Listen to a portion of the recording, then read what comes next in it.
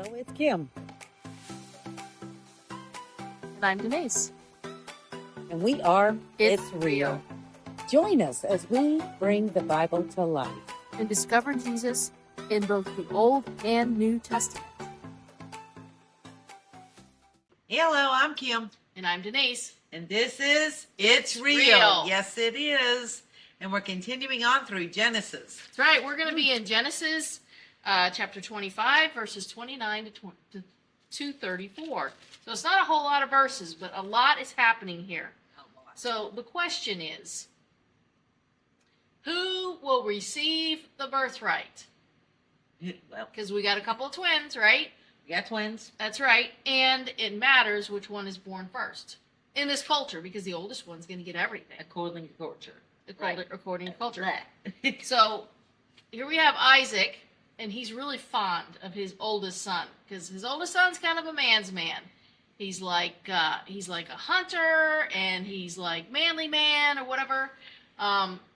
And then there's Brings home the beef. I think that's key.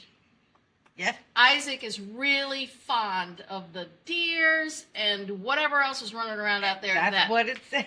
that Esau brings home. Okay, so He ate his game, and that's what he liked. He liked that wild game that his son brought home. Yep. And Esau was really good at that. And then you have Jacob. He's mom's favorite. And Jacob is probably actually more like his dad and granddad, Yeah. because he's really content with being a shepherd. And he's a nomad. He lives in the tent, and he'll just kind of go around, and he is Yep. taking care of the homestead, the sheep. That's right. And he's content with that. Yes. So that doesn't mean he's a mama's boy or a soft man or anything. They're just different personalities. Yes, they are. Yeah. So who's going to get the birthright? The one that God chose, the youngest, or the oldest that Isaac wants? And therein lies the battle. And herein lies the battle. So, but there's a plan. There's a plan. So the deal is, Esau, he loves to hunt, so he spends a lot of time out in the field. Yeah. I think he's like a hunter-gatherer, actually. Okay. So he's out there, and he's kind of living off the land. And so Doing this thing. Yep. So Esau's out there one day, and he comes in from the field doing whatever he's doing.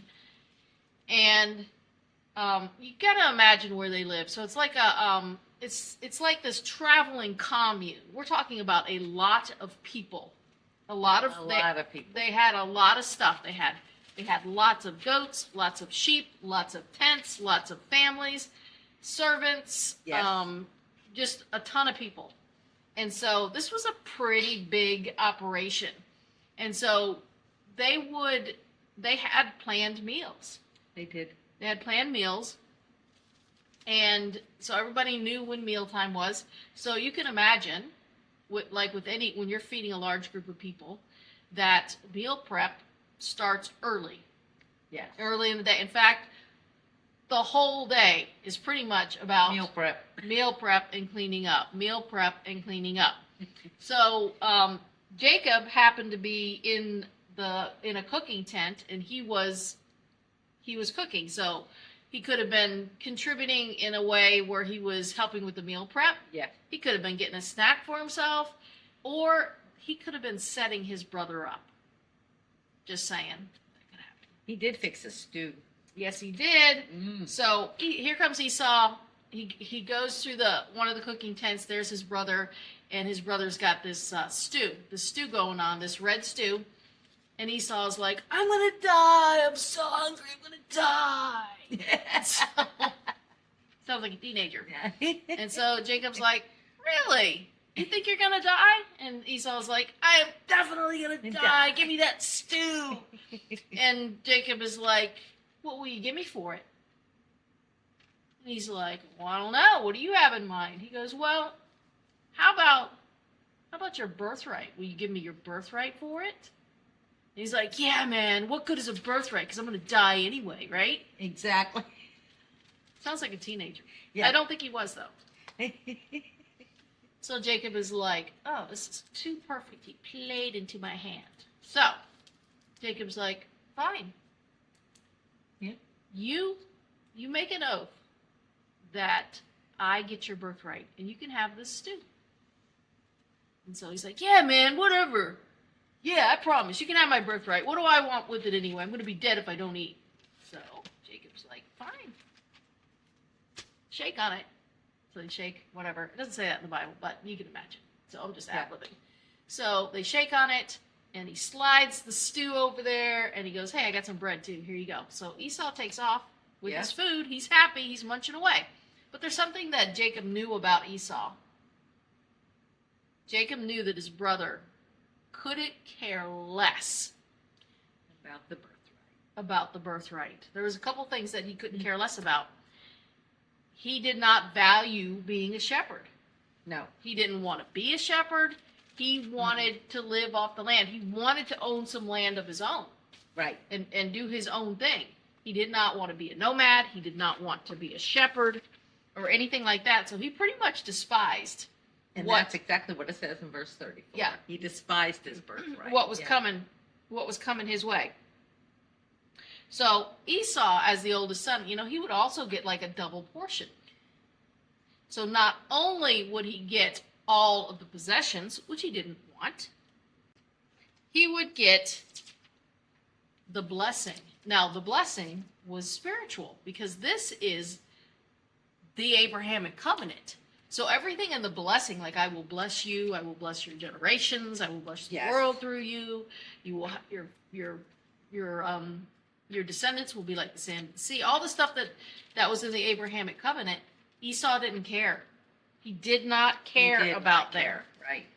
He did not care about the promises of God because they were all in the future. So what did he care? His life would be over by the time that they realized that, because those promises are meant actually for the end of time, which hasn't even gotten here yet. They will possess the land in the millennial kingdom. Right. I don't know if you've noticed, but there's like some trouble brewing over there in Israel. And, because they want their land and the other people want their land. And the bottom line is the Bible tells us that they will not possess all of the land that God has given them until the millennial kingdom. Yes. So Esau could care less about that. He's long gone, right? So he's showing his lack of faith. He is not valuing and trusting the word of God. Right. So this man is without faith. But there's one thing that he can get still, even though he's made an oath, he could get the patriarchal position. Now this is handed down when Dad, Isaac, is on his deathbed. He will speak this to Esau. Mm-hmm. Now Isaac can also change who gets the birthright. He can ignore everything that's happening here, and he can go on his own way and make Esau have the birthright. So we'll see how that happens. So, like I said, Esau agreed. He grabs the food. He heads out. And so the funny thing about this is this stew is red. Okay, so word gets out that Esau gave everything up for a bowl of red stew. A bowl of red stew? From that day on, he could not live this down. From that day on, he was called Edom. You know what Edom means? Red? Red. He was called Red the rest of his life. In fact, he is the father of the Edomites. Wow. He never lived it down. Yeah. Just like Esau was willing to trade everything, his birthright, and do away with all that, us believers should also be doing that. As it says in what verse and chapter? Well, we should be willing to trade everything on this earth. And we are willing. Heaven. We are willing to trade everything on this earth for our inheritance, and our inheritance is in the future. So, unlike Esau, who did not value the blessing, the covenant blessings that God gave his family, for us, our covenant blessings are for the future.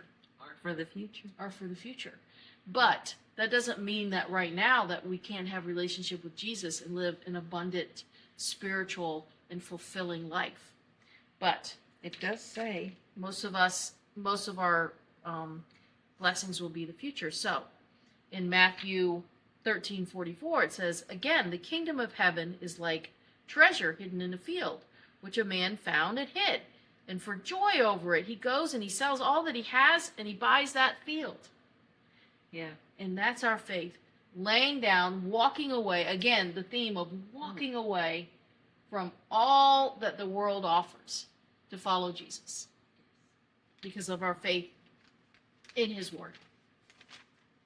And it's verified in 1 Corinthians 2:9, which is our verse. Yeah, that's our ministry verse. That's yes. our ministry verse. And it says, eyes have not seen, nor ear heard, nor have entered into the heart of man the things which God has prepared for those who love him. Amen. So, And that's our just great like hope. Esau, ours is in the future.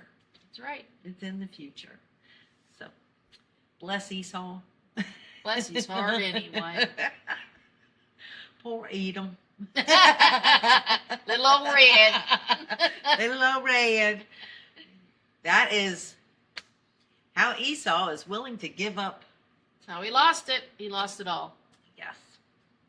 So we'll see you next week as we continue on with Isaac in the very short chapter of 26. Bye-bye. If you want to know if it's real, then Admit you're a sinner. Romans 3:10. As it is written, there is none righteous, no, not one. and as it is written in Romans 3:23, for all have sinned and fall short of the glory of God. Believe that Jesus is Lord. Romans 10:9-10. Because if you confess with your mouth that the Jesus is Lord and believe in your heart that God raised him from the dead, you will be saved. And call upon the name of the Lord. Romans 10:13. For whoever calls in the name of the Lord shall be saved. If you enjoyed this episode, like, subscribe, and share. you can contact us at Contact itisreal@gmail.com.